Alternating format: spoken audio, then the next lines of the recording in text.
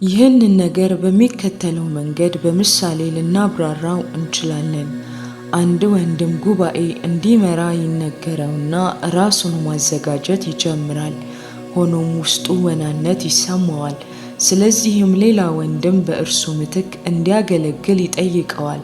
ያም ወንድም ምስክርነቱን ማካፈል እንዳለበት ይሰማዋል። ለወትሮ ምስክርነቱን ማካፈል ደስ ብሎት የሚያደርገው ባይሆንም አሁን ግን በውስጡ ቅባቱ እንዲያደርግ መራው።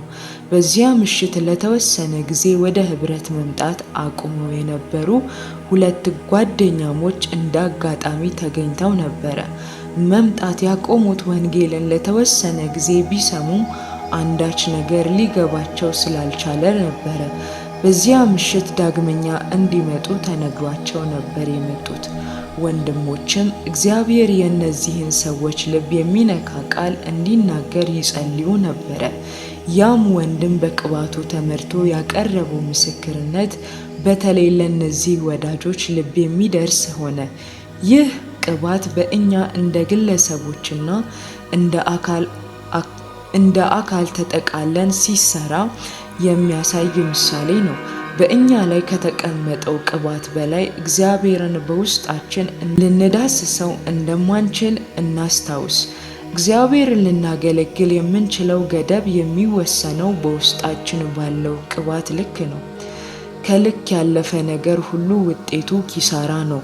መንቀሳቀስ የምንችለው ጌታ በወሰነልን ድንበር ውስጥ ነው። ቅባቱን በእውነት ከተቀበልን በኋላ የእግዚአብሔር ቃል አገልግሎት ማለት ምን እንደሆነና በቃሉ ልናገለግል እንደምንችል እንረዳለን።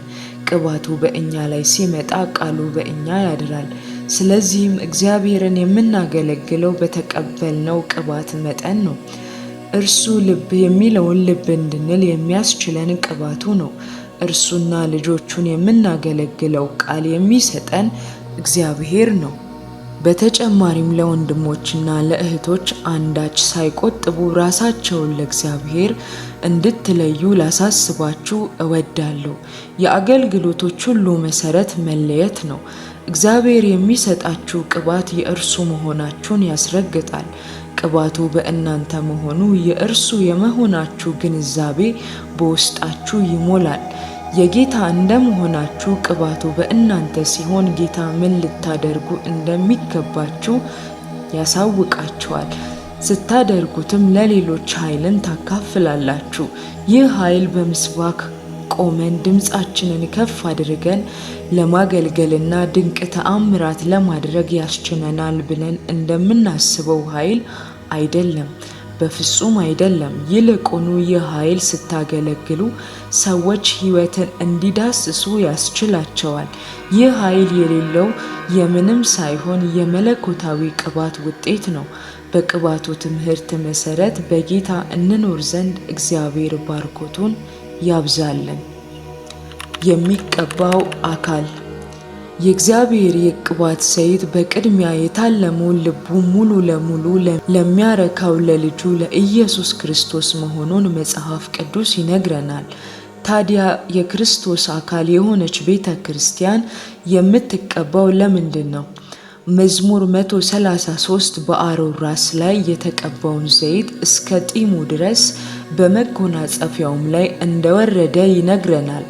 አንድ ሰው ሲቀባ ዘይቱ የሚፈሰው በሚቀባው ሰው አካል ላይ ሳይሆን ራስ ላይ ነው። ራስ ላይ ከተቀባ በኋላ ግን ሙሉ ሰውነቱን እስኪሸፍን ድረስ ይወርዳል። ይህ የክርስቶስና የቤተ ክርስቲያን ስዕል ነው። ራስ ክርስቶስ ሲሆን አካሉ ደግሞ ቤተ ክርስቲያን ናት። ክርስቶስ በእግዚአብሔር የተቀባ ሲሆን ቤተ ክርስቲያን አካሉ ናት። ስለዚህም ክርስቶስ ሲቀባ ሙሉ አካሉ ተቀባ ማለት ነው።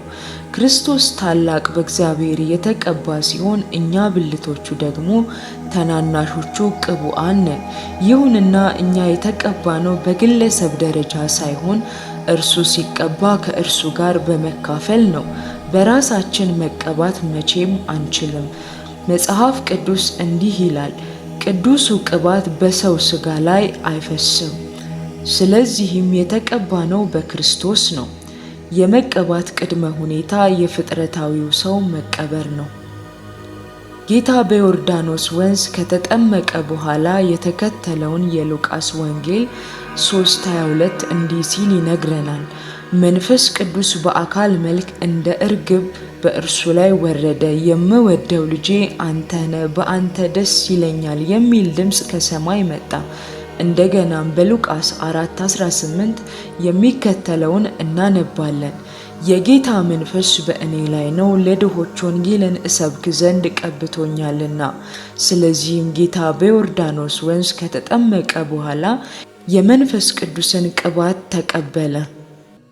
በዘፍጥረት ምዕራፍ 8 ከፍጥረት ውሃ በኋላ ኖህ የመርከቡን መስኮት ከፍቶ እርግቢቱን እንደለቀቃት ተተርኳል።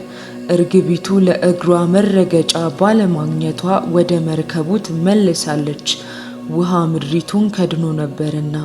የኖህ መርከብ የጥፋት ውሃን ማለፉ የጥምቀት ምሳሌ ነው። ክርስቶስ ሲጠመቅ የእግዚአብሔር መንፈስ በእርሱ ላይ በእርግብ አምሳል ወረደ። ይህም የመንፈስ ቅዱስ ቅባት በጥምቀቱ ጊዜ መቀበሉን ያመለክታል። እኛም የመንፈስ ቅዱስን ጥምቀት የምንቀበለው በተጠመቅንበት ጊዜ ነው። ጥምቀት የአሮጌውንና የፍጥረታዊውን መቀበር ያመለክታል። ቅባት ጥምቀትን ተከትሎ መምጣቱ የመንፈስ ቅዱስን ጥምቀት ከመቀበላችን በፊት ሥጋ የግድ መቀበር እንዳለበት ያመለክታል። ጌታ አስችሎን እንጂ ከውሃ መውጣት ለእኛ የሚቻል አይደለም፣ ምክንያቱም የእኛ የሆነ ሁሉ ለቀብር ተመድቧልና። ከተቀበርም በኋላ የሚነሳው ሁሉ በትንሣኤ መሠረት ላይ ነው፣ በክርስቶስ ውስጥ ነውና። በክርስቶስ ተጠምቀናል፣ በእርሱ ከእርሱ ጋር ሆነን በሞትና በመቀበር እናልፋለን፣ ትንሣኤን እንቀበላለን። ስለዚህም እርሱ ቅባቱን ሲቀበል እኛም ተቀባን። በእርሱ ሆነን ሞትን፣ ተቀበርን፣ ተነሳን፣ ተቀባን። ቅባቱ የሚያስገኝልን ትርፍ። የመቀባት ዋጋ ምንድን ነው? በቅባት አማካኝነት ጸጋ ወደ መላው የክርስቶስ አካል ይፈሳል። የቅባቱ ዋጋ በአካልና በራስ መካከል ያለውን ግንኙነት መጠበቅ ማስቻሉ ነው። በተጨማሪም በአካሉ ብልቶች መካከል ያለው ግንኙነት ለማጽናት ይጠቅማል። ቅባቱ መንፈስ ቅዱስ በሰዎች ልብ መስራቱን አመልካች ነው።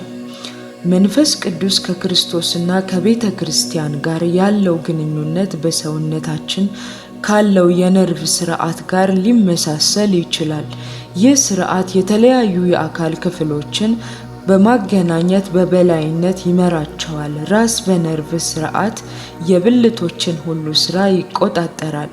በተጨማሪም ብልቶች ሁሉ እርስ በእርስ የሚተሳሰሩት በነርቭ ስርዓት አማካኝነት ነው።